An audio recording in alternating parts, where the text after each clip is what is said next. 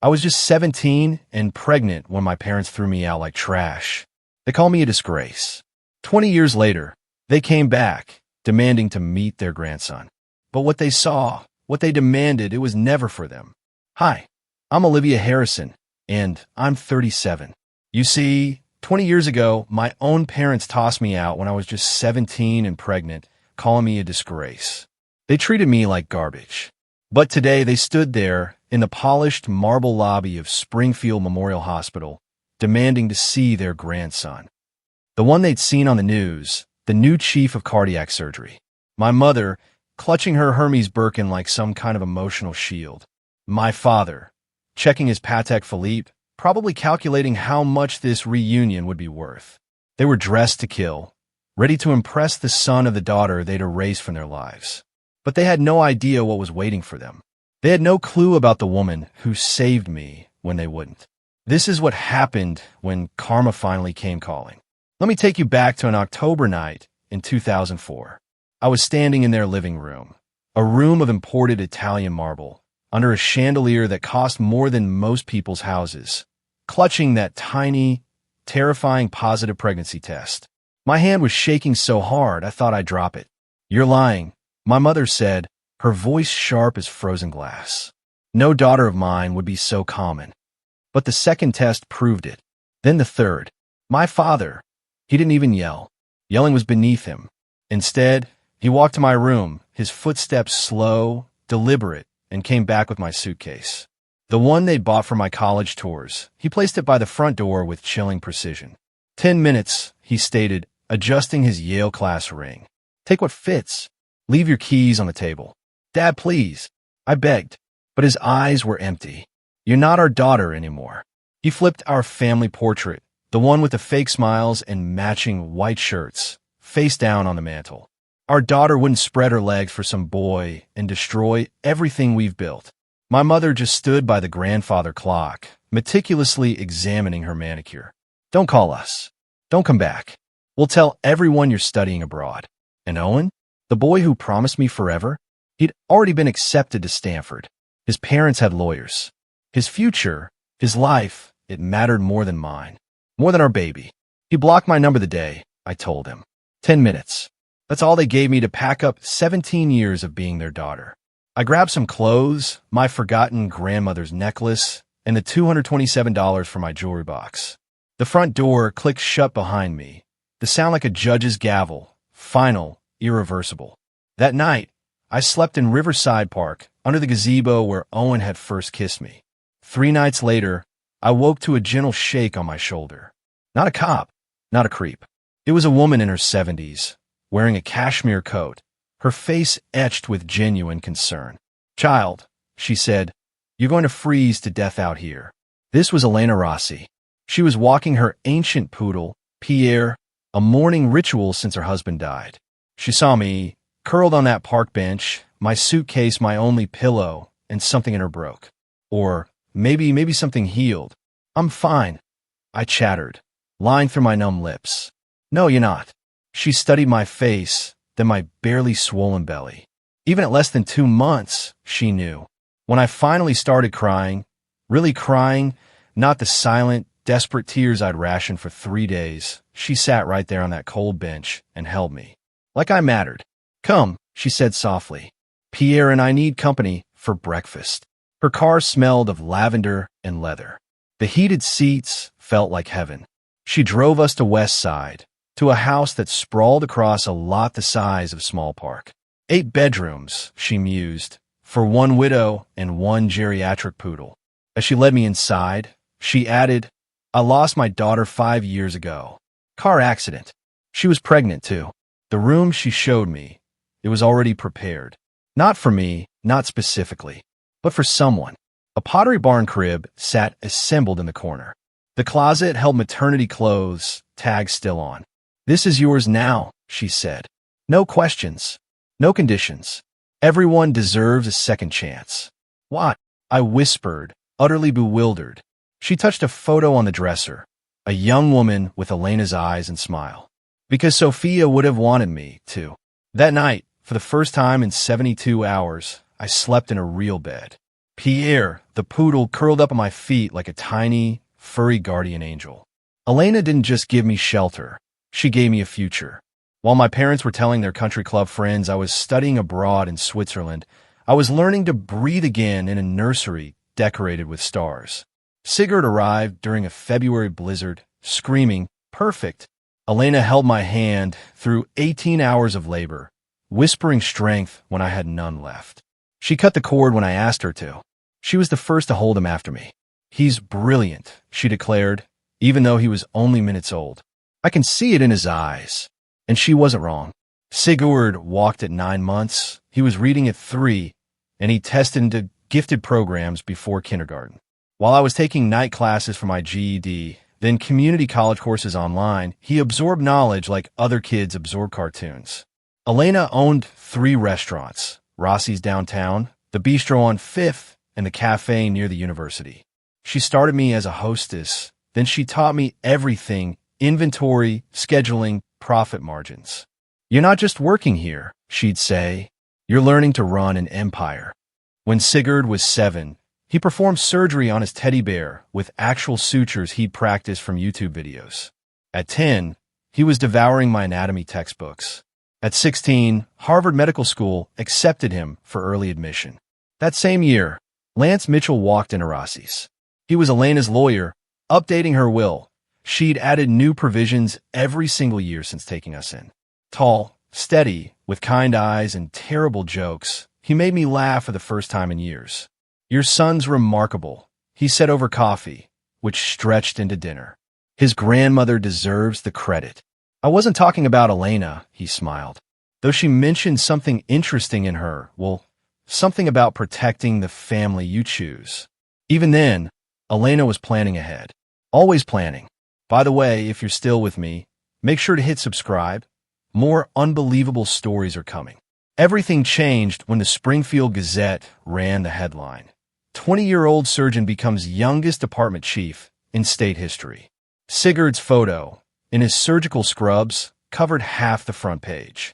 My son, standing proudly before the cardiac wing he'd already revolutionized. The article mentioned his full name, Dr. Sigurd Harrison, MD, PhD. My maiden name, the name my parents thought they'd buried forever. Within hours, the story went viral.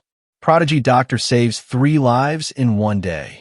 Gen Z surgeon revolutionizes heart surgery.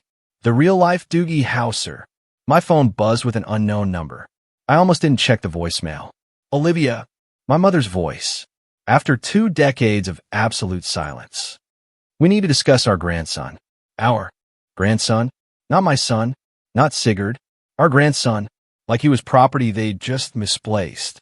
Then the email started, sent to my restaurant's public address. Formally cold. "Dear Olivia, we hope this message finds you well. Recent news has come to our attention regarding Sigurd's remarkable achievements. As his grandparents, we feel it's time to reconnect." They signed it from their corporate email, Harrison Industries, the very company they'd protected by discarding me. Lance found me in my office, crying. Not from sadness, but from pure, burning rage. They want him now that he's successful. I choked out. 20 years of nothing. And now they want to claim him. "What do you want to do?" he asked. "Make them disappear again." He pulled me close. "We can do that. But first, let me check something in Elena's papers." She mentioned provisions for this exact situation. That night, Sigurd worked a 16-hour shift, saving 2 lives. He had no idea his grandparents existed, let alone that they were circling like vultures who'd spotted gold. They started small. A reservation at Rossi's, under a fake name. Sitting in my section, watching me work. I recognized my mother's emerald ring before I recognized her face. She'd aged poorly, Botox fighting a losing battle with pure bitterness. "Good evening. I'm Olivia. We know who you are." My father cut me off, setting down his menu like a verdict. "We need to discuss Sigurd." "You need to leave," I told them. They didn't. Instead, packages started arriving at the hospital. A Rolex Submariner for Sigurd. A Mont Blanc pen set. A first edition Grey's Anatomy worth thousands. Each gift card signed, "Your loving grandparents." Sigurd brought them home, utterly confused. "Mom, someone keeps sending me expensive things." Should I be worried? Return them, I said. All of them. Lance intercepted their next move, a formal letter requesting grandparent visitation rights. He laughed, actually laughed as he read it to me. They cite established family bonds, he said, bonds they severed with this. He pulled out a photocopy, the document they'd signed 20 years ago, relinquishing all parental rights and responsibilities. They didn't just kick you out, Olivia. They legally disowned you and any children you might have. But they kept pushing. They hired a private investigator who followed Sigurd's routine. They contacted the hospital board, introducing themselves as Dr. Harrison's grandparents, trying to get invited to fundraisers. The final straw came when my mother approached Sigurd directly at a coffee shop near the hospital. You look just like your grandfather, she said, blocking his path. I'm sorry, do I know you? Sigurd replied, polite but firm. I'm your grandmother, sweetheart. Your mother has kept us apart. Sigurd called me immediately. Mom, some woman claiming to be my grandmother just ambushed me. Should I call security? Yes, I said always. Then the call came. At 2 a.m. Owen always had terrible timing. It's me, he said. Please don't hang up. 20 years. And he still thought it's me would mean anything. What do you want, Owen? I saw the news about Sigurd. He's incredible. Our son. Our son? Now he was our son. When I was 17 and terrified, Sigurd was my problem. Now that he was saving lives and making headlines, Owen suddenly remembered his DNA contribution. He doesn't know you exist, I said. Let's keep it that way. That's not fair. I was 18. To what, Owen? I cut him off. To disown you? Kick you out? Make you sleep in parks while pregnant? Silence. That's what I thought. I'm divorced now. My startup failed. I've lost everything. His voice cracked. I just want to know him. He's my blood. Blood. He blocked my number when I needed him most. Your parents contacted me. The admission hung between us like a noose. They think if I'm involved, you'll be more receptive to reconciliation. They're offering to help me financially if I can convince you. I hung up. Then I called Lance. They're coordinating, I told him. My parents and Owen. They're actually planning this together. Good, he said, which surprised me. Conspiracy leaves evidence. For me, everything. Calls, emails, texts. Elena was very specific about documentation. The next morning, Owen sent a long email about his father's rights. He CC'd my parents. And at the bottom, almost hidden in the signature line, was the confirmation of everything. Consultant Harrison Industries Family Relations. They'd actually hired him. My own parents hired the man who abandoned me to manipulate me into letting them near Sigurd. Elena had been right all along. Family isn't blood. It's choice. And some choices, once made, can never be undone. Now, they decided to make their demands public. It was Tuesday, 3 p.m. Sigurd was 8 hours into a complex pediatric heart surgery when my parents strolled into Springfield Memorial's VIP lobby. We're here to see our grandson, Dr. Harrison. My mother announced, loud enough for everyone to hear. We're his grandparents, the Harrisons of Harrison Industries. The receptionist called security. Not Sigurd, but my parents came prepared. This is ridiculous, my father boomed, his voice echoing off the marble walls. We donate millions to this hospital. Our grandson is chief of surgery. We demand to see him. Visitors stopped to stare. Doctors whispered. Someone started recording on their phone. My mother, ever the performer, pulled out a handkerchief. Not tissues, but an actual monogram handkerchief. 20 years we've been kept from him, she wailed. We just want to meet our only grandchild. Security arrived just as Lance and I did. Ma'am, sir, Dr. Harrison is in surgery. Then we'll wait, my father declared, planting himself on a leather bench like he owned it. Which, given the Harrison Industries plaques on the walls, he probably thought he did. The head of security looked at me. Mrs. Mitchell, how would you like us to handle this? My mother's tears stopped instantly. Mitchell, you remarried. You gave our grandson another man's name. He never had your name, I said quietly, my voice steady. You made sure of that when you signed him away. The gathering crowd murmured. My father's face went purple. How dare you? Just then, their doors opened. Sigurd emerged, still in surgical scrubs, the baby he just saved being wheeled to recovery. He looked at the scene. Security, strangers with phones out, two well-dressed elderly people causing chaos. Then he looked at me. Are these the people who've been stalking me, Mom? Yes, I said. Then I want them removed. He didn't even look at them. But my parents didn't leave. Instead, they called Channel 7 from the hospital parking lot.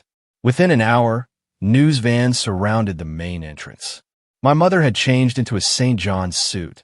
She brought costume changes for her ambush. My father stood beside her, playing the grieving grandfather in his Harvard tie. We're heartbroken, my mother told reporter Jennifer Chun. 20 years ago, there was a misunderstanding. We were in shock about our teenage daughter's pregnancy. We reacted poorly, but we've been trying to reconnect, to make amends, and we're being denied access to our only grandchild. She dabbed her eyes with that same monogrammed handkerchief, careful not to smudge her. Makeup. Dr. Harrison is a medical pioneer, the reporter prompted. You must be proud. Incredibly proud, my father said, though he'd never seen Sigurd save a life, hold a patient's hand, or stay awake for 30 hours to perfect a procedure. The Harrison family has always valued excellence. It's in his blood. In his blood. The very blood they'd rejected when it was growing inside me. What would you say to your daughter now? Jennifer asked. My mother looked directly into the camera. Olivia, sweetheart, we forgive you. We just want our family back together. Please don't punish Sigurd for our mistakes. They forgive me. They forgive me? The segment aired at 6. By 7, it had 50,000 views on their Facebook page, the one my mother ran like a lifestyle blog. The comments poured in, family is everything. Let them see their grandson. Why so cruel, Olivia? Lance shut his laptop. They just made a critical error, he stated. Going public? I asked. No, claiming they forgive you. That's an admission of wrongdoing. And we have the documents that show exactly what they did wrong. The hospital's chief administrator called me in for a friendly chat the next morning. Olivia, this situation is becoming complicated, Dr. Morrison said, fidgeting with his Mont Blanc pen. The Harrisons have donated $12 million over the years. The board is concerned. Concerned about what? The optics. Perhaps one supervised meeting would resolve everything. Would I meet with people who threw me away like garbage? He shifted uncomfortably. It's not my decision to make, but Sigurd's position. Are you threatening my son's job? No, just considering all angles.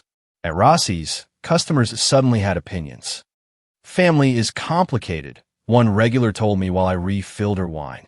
But forgiveness is divine, don't you think? Even my staff whispered when they thought I couldn't hear. 20 years is a long time to hold a grudge. A grudge, like being disowned while pregnant, was equivalent to a forgotten birthday. Sigurd came home exhausted, dark circles under his eyes. Mom, I had 3 surgeries delayed today because reporters kept trying to get into the ER wing. I'm sorry, baby, I said. I'll fix this. It's not your fault. He collapsed on the couch. But maybe if we just met with them once. No, Sigurd, I said firmly. They signed papers stating you don't exist to them, legally. He was quiet for a moment. Can I see these papers? Lance had been waiting for this. He pulled out the folder he'd been carrying for days, ready for this moment. This is what they signed, Lance said. The day they kicked your mother out. Sigurd read slowly, his surgeon's hands steady despite the words that should have shaken anyone. October 15th, 2004. We, Robert and Margaret Harrison, hereby relinquish all parental rights and responsibilities to Olivia Harrison and any children born or unborn. His voice stayed clinical, like he was reading a patient chart, but his knuckles were white. They signed this while you were pregnant with me? Yes. And this line, we acknowledge no financial, emotional, or legal obligations. They wrote that. Their lawyer did, and they signed it. He set the paper down carefully, the way he handled scalpels. Tell me everything, Mom, from the beginning. So I did. The 10 minutes. The suitcase. The park bench. Owen vanishing. Everything I'd protected him from for 20 years spilled out in my kitchen, while Lance held my hand. Owen Blake is my biological father. Yes, the tech entrepreneur who just declared bankruptcy. Sigurd just stared at me. I'm not stupid, Mom. I can use Google. Owen Blake, Stanford graduate, dated Olivia Harrison in high school. He pulled out his phone, showing me Owen's LinkedIn. He's been viewing my profile weekly for 6 months. My brilliant, brilliant boy. Why didn't you say anything? Because you didn't. I figured when you were ready, you'd tell me. He looked at the abandonment papers again. So, Grandma Elena was your real grandmother. The only one who wanted you. She left me something, didn't she? In her will. That's why Lance keeps checking documents. Lance nodded. She left you everything. With conditions. Your biological grandparents can't touch a penny if they abandoned you. How much? 15 million. Plus the restaurants. Sigurd laughed. Actually laughed. They're fighting this hard for money they already lost. They don't know they've lost it yet, Lance said. But they're about to. They chose Bernardino's, the most pretentious restaurant in Springfield. White tablecloths, waiters who judge your wine pronunciation. Thank you for coming, my mother said, as if she'd won something just by getting me there. My father pushed a leather folder across the table before our water even arrived. Let's skip the pleasantries. Inside is a contract. Harrison Industries letterhead, corporate seal, the works. 5 million, he said, placed in trust for Sigurd immediately. Another 5 when he joins the board. All we ask is a public reconciliation. A family photo for the announcement. You want to buy us? I stated. We want to invest in our legacy, my mother corrected, adjusting her pearls. Sigurd is a Harrison. He should benefit from that name. The name you took from me, I shot back, which we're offering to restore. The IPO launches next month. Harrison Industries, 3 generations of excellence, tests well with focus groups. Focus groups. They'd focus grouped our reconciliation. And Owen? I asked. My father's jaw tightened. Mr. Blake is a separate matter. Is he? Because he told me you're paying him as a consultant. My mother's mask slipped for just a second. That's a misunderstanding. Lance, who had been quiet until now, spoke up. Is it? Because we have emails suggesting otherwise. Something about a finder's fee. You've been monitoring our communications? My father stood. That's illegal. No, Lance replied calmly. Owen forwarded them to Olivia. He's not very bright, actually. They exchanged a look, the same one they'd shared when deciding my fate 20 years ago. The offer stands, my father said, tossing $300 onto the table. But not for long. As they left, my mother turned. That boy deserves to know his real family. He does, I said. That's why he'll never know you. Lance worked late that night. Laptop open, documents spread across our dining table like evidence in a crime scene, which essentially they were. Olivia, come look at this. The email chain went back 3 months before the first news article about Sigurd. My parents have been planning this. From Robert Harrison at harrisonindustries.com to Owen Blake 24 at gmail.com. Subject, consultation agreement. Mr. Blake, per our discussion, you'll receive 10% of any assets recovered from the reconciliation with our daughter. Your role, establish paternal connection with SH, leverage for maternal cooperation. They're calling my son. Assets recovered. I whispered, feeling sick. Keep reading. Owen's response made me truly nauseous. Happy to help. Olivia always was emotional. If I push the right buttons about missed father-son moments, she'll cave. Suggest we coordinate pressure. You from grandparent angle, me from father's rights. $500,000 up front seems reasonable for my involvement. He's selling access to Sigurd. I gasped. Lance corrected me.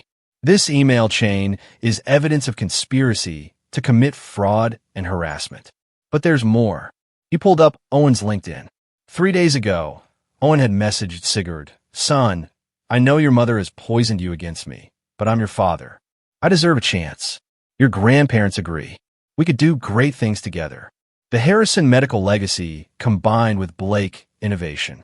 Think about your future. Sigurd didn't tell me because Sigurd had already reported him for harassment.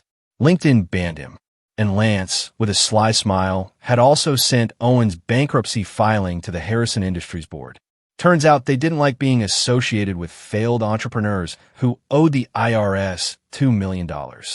They're still paying him, Lance said, but the board voted yesterday to terminate all consultant contracts. Your father doesn't know yet. Sometimes karma needs a good lawyer to help it along.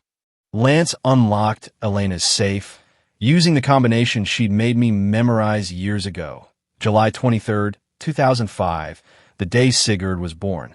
She updated this every year, he said, pulling out a leather-bound document. But this provision never changed. He flipped to page 7, paragraph 4, highlighted in yellow. Should any biological family member who previously abandoned, disowned, or rejected my chosen daughter, Olivia Harrison, or her son, Sigurd Harrison, attempt to claim relationship or assets after achieving success or recognition, they shall be permanently barred from any inheritance, property, or financial benefit from my estate. She knew. She planned for this. Look, he said, clicking play on an iPad. Elena's face filled the screen, recorded just months before her death. If you're watching this, Elena said, her voice still strong despite the cancer, then Robert and Margaret Harrison have crawled out from whatever rock they've been hiding under. Hello, Mr. and Mrs. Harrison. Yes, I know exactly who you are. I hired investigators the day I met Olivia. I know about the 10 minutes, the suitcase, the family portrait you turned face down. My throat tightened. Even dying, she protected us. You threw away a treasure, Elena continued. I found her. She became my daughter in every way that matters. Sigurd became my grandson. And you? You're nothing. Ghosts. Signatures on a paper that ensures you'll never hurt them again. Elena looked directly at the camera. Olivia, my darling, they'll come with money and promises. Don't believe them. You have everything. The restaurants, the investments, this house, $15 million. All in your name, protected in trust. They can't touch it. They can't touch you. Be free. The timestamp showed she'd recorded it the day before she died. This is the beautiful part, Lance said, pulling out another document. The original abandonment papers my parents signed. I'd seen copies before, but the original felt heavier. Their signatures, bold and clear, like they were signing a business deal. They didn't just kick you out, Lance explained. They legally emancipated you and simultaneously relinquished all parental rights. But here's what their lawyer apparently didn't explain. Or maybe they just didn't care to understand. He pointed to Clause 6. This relinquishment extends in perpetuity to any offspring, born or unborn, of the aforementioned minor. In perpetuity, forever. They can't claim grandparent rights because, legally, Sigurd isn't their grandson. They made sure of that 20 years ago. Now they're on TV saying they're lying, or they never read what they signed. Either way, this document is legally binding and irreversible. They could have contested it within the first year, but after that, he smiled ironclad. I thought about my father's Harvard law degree, my mother's insistence on reading every contract. They'd known. They wanted me gone so completely that they'd sign away their future, too. There's one more thing, Lance said. If they continue harassment after being shown these documents, we can file for a restraining order. Criminal harassment charges.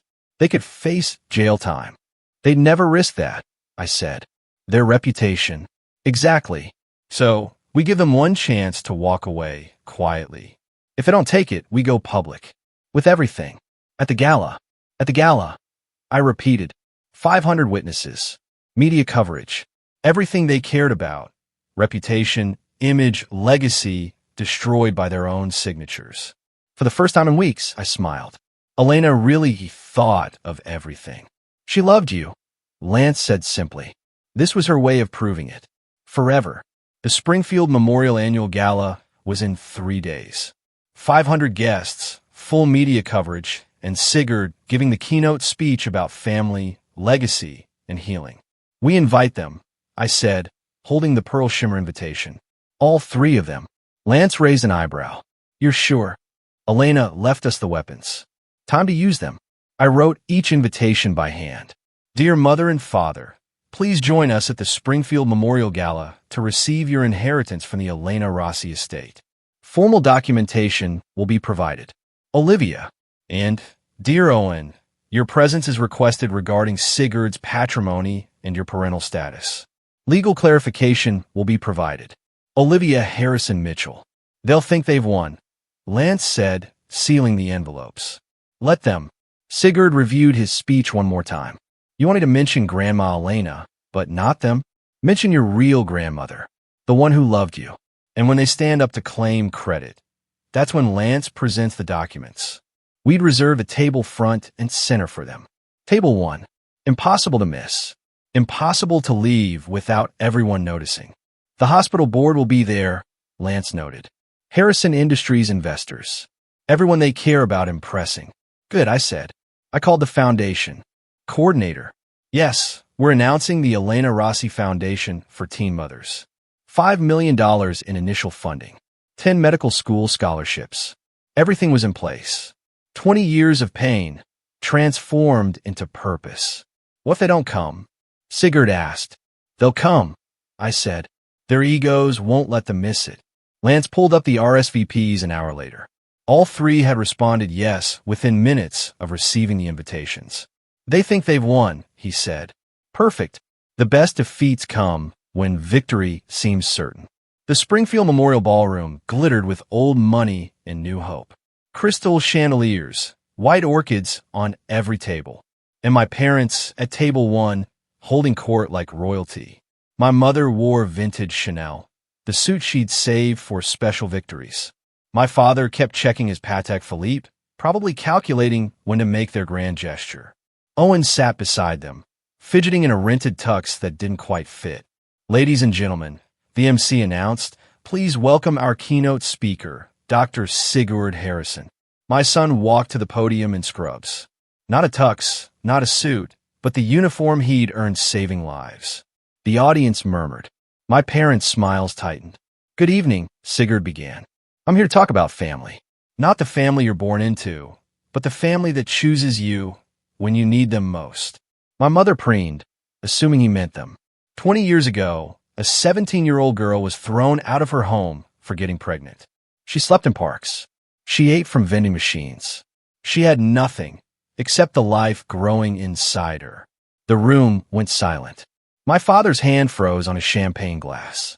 Then, Elena Rossi found her. A widow with no obligation to help, no reason to care, except that she understood what family really meant. Elena became my grandmother. She gave my mother shelter, dignity, purpose. She gave me life. On the massive LED screen behind him, Elena's photo appeared, 20 feet tall, smiling, radiant. Everything I am, Sigurd continued, I owe to 2 women. My mother, Olivia Harrison Mitchell, who sacrificed everything for me, and my grandmother, Elena Rossi, who proved that love isn't about blood. It's about showing up. My parents were no longer smiling. Tonight, Sigurd said, his voice carrying across 500 silent guests, I'm announcing the Elena Rossi Foundation for Teen Mothers. $5 million in initial funding. Housing, childcare, education, and hope for young mothers abandoned by their families. The screen changed. Elena's video message began playing. Hello, my dear ones. Elena's voice filled the ballroom.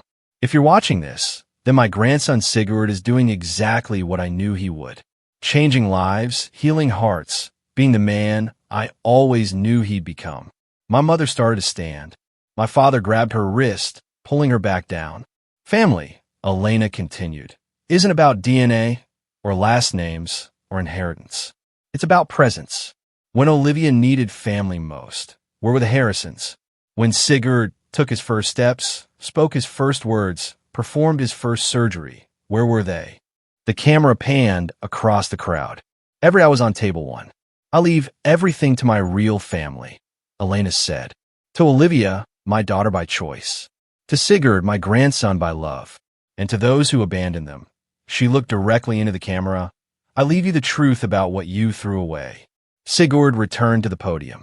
I want to thank my family for being here tonight. Mom, he looked at me, and Lance, who showed me what a father really is. My mother shot to her feet. Where are your grandparents? Where's your blood? The entire ballroom turned to stare. No, Sigurd said calmly into the microphone. You're strangers who share DNA. There's a difference. How dare you? My father started.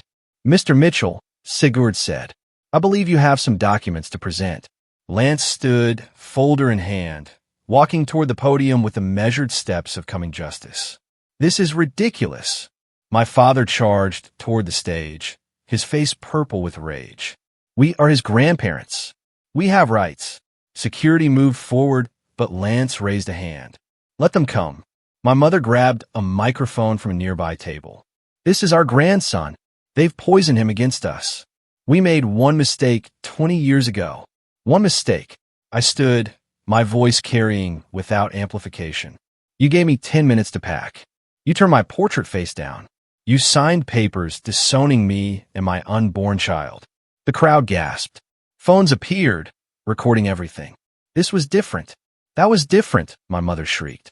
You were a disgrace. Pregnant at 17. I was your daughter.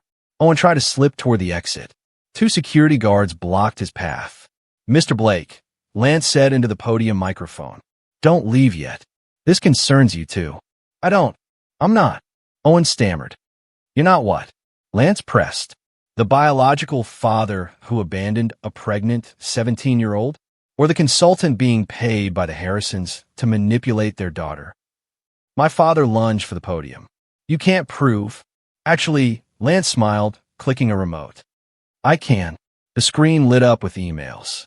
The conspiracy laid bare in 40-foot letters for 500 witnesses to read. 10% of assets recovered, Lance read aloud. Push the right buttons about missed father-son moments. She always was emotional. My mother's Chanel suit couldn't hide her shaking. My father's Harvard pin couldn't restore his dignity. Owen looked like he might vomit on his rented shoes.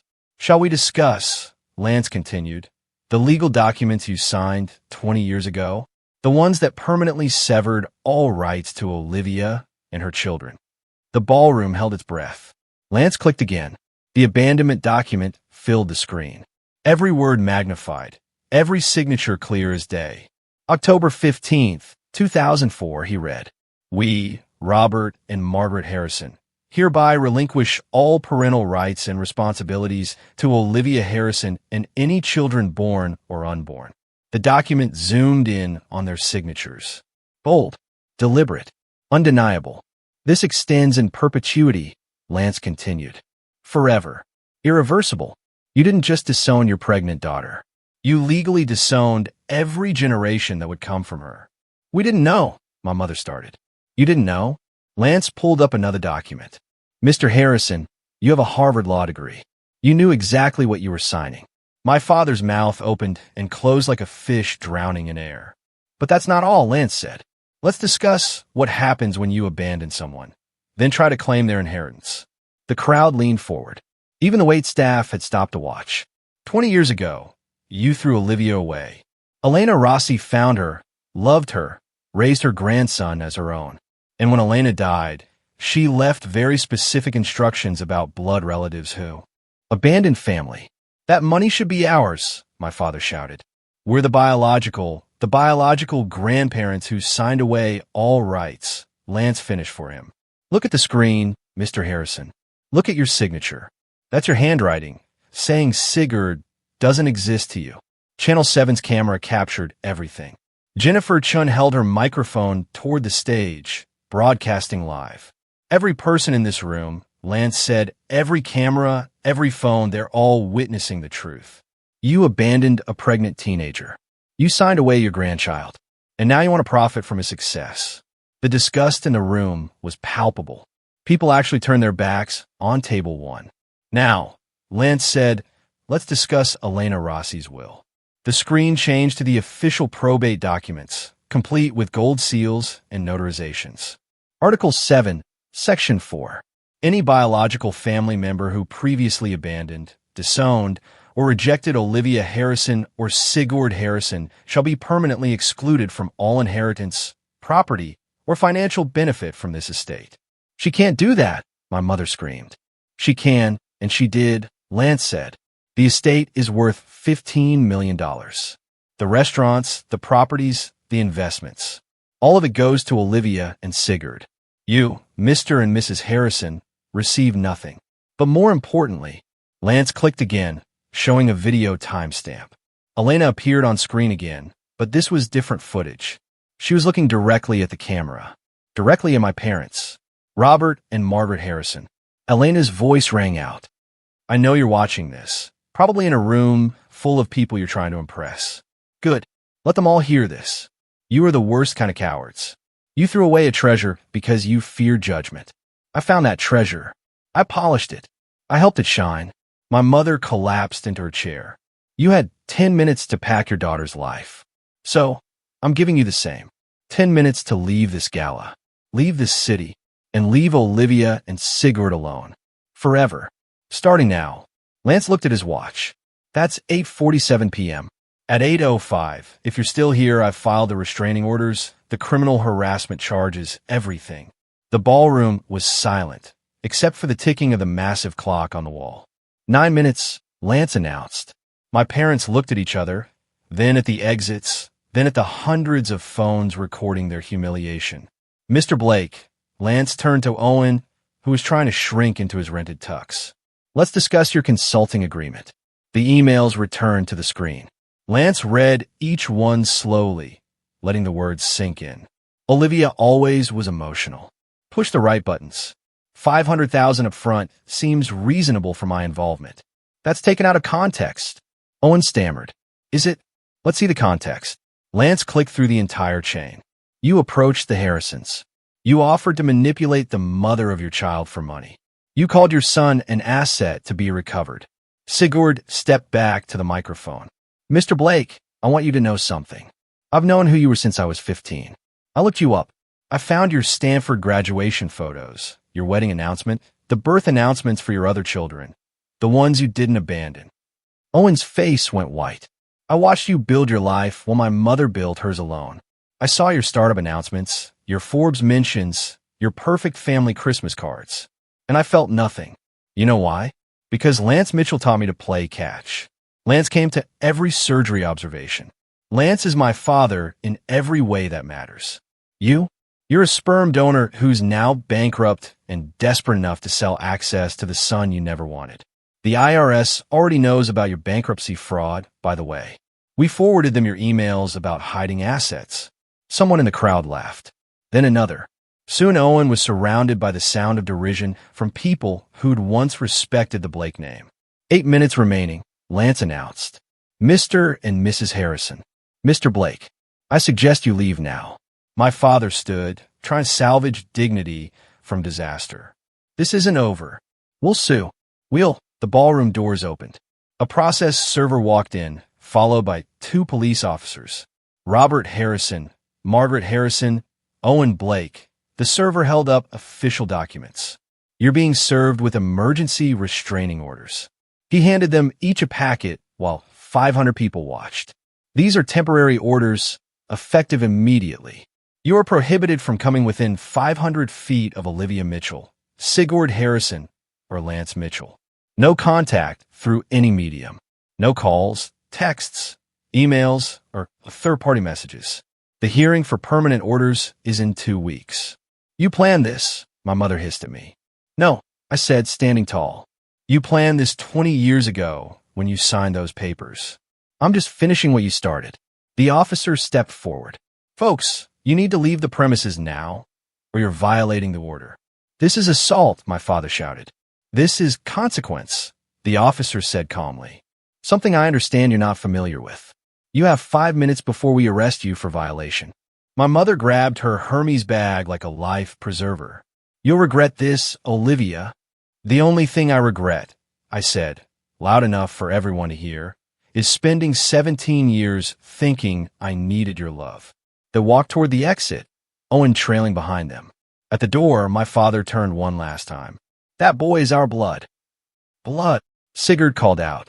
You bled my mother dry and left her for dead. Elena gave her a transfusion of real love. That's the only blood that matters here. The doors closed behind them. The entire ballroom erupted in applause. The applause died down as Sigurd returned to the podium, this time with me beside him. Ladies and gentlemen, he said, let me tell you what we're really here to celebrate. The screen showed a mock-up of a beautiful building, the Elena Rossi Center for Young Mothers. $5 million in initial funding.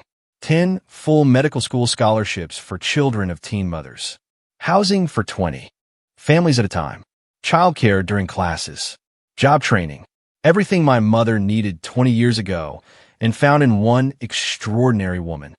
I took the microphone. Every young mother who comes to us will get what I got from Elena. Not judgment, but support. Not shame, but dignity. Not abandonment, but family. The first scholarship recipient is here tonight, Sigurd announced. Maria Santos, 17, graduating valedictorian while raising her daughter. Maria, would you stand? A young woman rose, holding a baby, tears streaming down her face. The ovation was thunderous. Maria will attend Harvard pre-med this fall. Full ride, with on-site childcare, I said, because that's what Elena would have done. Lance joined us on stage. We're also announcing that Harrison Industries Board has voted to redirect their annual charitable giving. The $12 million they donated to this hospital over the years, it's being matched by an anonymous donor for the Elena Foundation. I knew that anonymous donor. It was the combined savings of every family Elena had helped over the years, paying it forward. In 1 year, Sigurd said, we'll have helped 50 young mothers. In 10 years, 500. In 20 years, when some other scared 17-year-old gets pregnant, she won't sleep in a park. She'll call us. The standing ovation lasted 5 minutes. But the sweetest sound was the silence from table 1. Now empty. Forever. 3 weeks later, Lance showed me the business news. Harrison Industries stock dropped 30%, he said. The board called an emergency meeting. Your father was voted out as CEO. The scandal had spread beyond Springfield. Family values hypocrites ran the headline in the Wall Street Journal. The 10-minute parents trended on social media for days. Someone leaked the security footage of them being escorted out. It had 12 million views. They're selling the house, Lance continued, pulling up the real estate listing. The Westfield mansion, listed far below market value. They needed the cash for legal fees. Their lawyer had tried to contest the restraining orders, but the judge not only upheld them, he made them permanent after seeing all the evidence. What about Owen?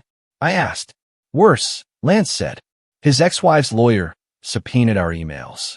Turns out hiding money from bankruptcy court while owing $200,000 in child support is a federal crime. He's facing 3 years. I felt nothing. Not satisfaction, not pity. Just nothing.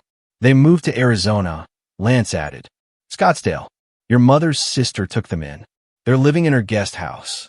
From a 7-bedroom mansion to a guest house. From society darlings to utter exile. The best part. Lance smiled. Remember their church? The one where your father was an elder? They were asked to find a new place to worship. Apparently, abandoning pregnant teenagers doesn't align with their values. Every institution they'd valued more than me had now rejected them. Are you okay? Lance asked softly. I'm free, I said. For the first time in 20 years, I'm completely free. That night at dinner, Sigurd said, the foundation received a donation today. Anonymous. $50,000. We all knew who it wasn't from. 6 months later, we gathered for our weekly dinner. The tradition Elena started, and we'd never stopped. Sigurd carved the roast, using the technique Elena taught him when he was 12. So, I saved 3 lives this week, he said casually, like he was discussing the weather. Show off, Lance teased, pouring wine from Elena's collection. The youngest was 4 months old, Sigurd continued. Her mother was 17. She reminded me of someone. He looked at me with those eyes that still saw wonder in the world despite everything. I told her about the foundation. She cried. Mom said she'd been sleeping in her car for a week. Not anymore, I said. She moves into the center tomorrow. This was our family. No DNA tests required. No blood certificates needed. Just presence, consistency, and choice. Elena's portrait hung where the TV used to be. We'd rather look at her than any screen. Fresh orchids sat beneath it, replaced weekly, her favorite. I'm getting married next month, I announced. Lance nearly dropped his wine. You're supposed to let me propose first. Elena always said I should speak up for what I want. I pulled out the ring I'd bought him. So, Lance Mitchell, will you make this official? Sigurd laughed, really laughed, the way he did as a child. Mom, you just proposed at dinner over pot roast. Elena would approve, Lance said, sliding the ring on. Yes, absolutely. Yes. We toasted with Elena's Waterford crystal, the one she saved for celebrations. In the candlelight, I could almost see her smiling. This was family. Not perfect, not traditional, but real, chosen, permanent. And somewhere in Arizona, in a guest house, two strangers I once called parents were learning what I'd known for 20 years. Some choices can't be undone, but better choices, those can be made every single day. Have you ever experienced family betraying you, only to come back when you found success? What did you do? I'd love to hear your thoughts in the comments below.